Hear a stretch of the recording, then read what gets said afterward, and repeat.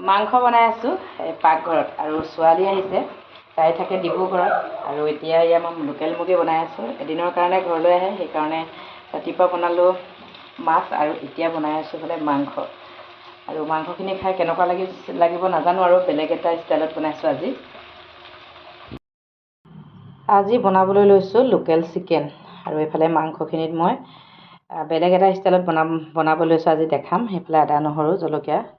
Ready কৰি ল'লোঁ এইফালে মাংসখিনিত আজি মই এইফালে হালধি মছলা গোটেইখিনি ইয়াতে এড কৰি লৈছোঁ দেই আনকালে মই সদায় হালধি মছলা গোটেইখিনি পানী দি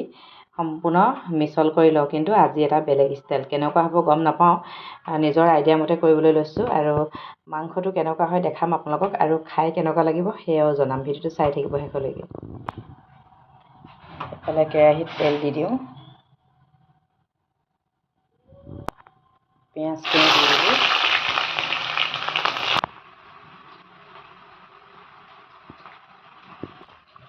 ইয়াতে গোটেইখিনি মিঠাতেল আৰু মছলা হালধি গোটেইখিনি দি একেবাৰে মিক্স কৰি লৈছোঁ দেই আজি এইফালে লেগ পিচ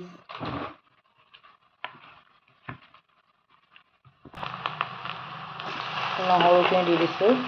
কেঁচা জলকীয়াও দি দিছোঁ আৰু এতিয়া মাংস দি দিছোঁ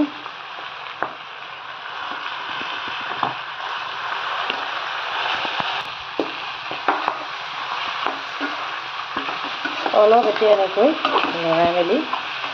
গেছটো অলপ কমাই ঢাকি ৰাখিম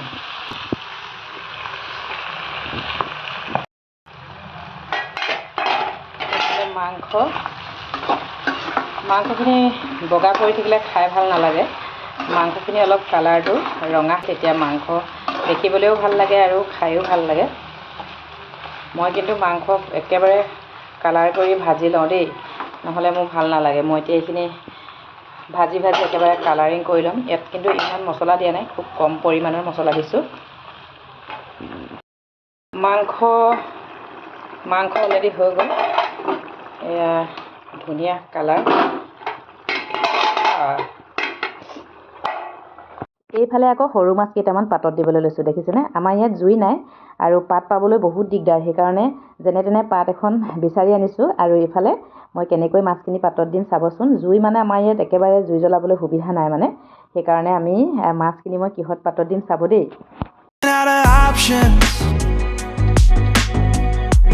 Didn't know then, but we took every precaution. Now you're holding back.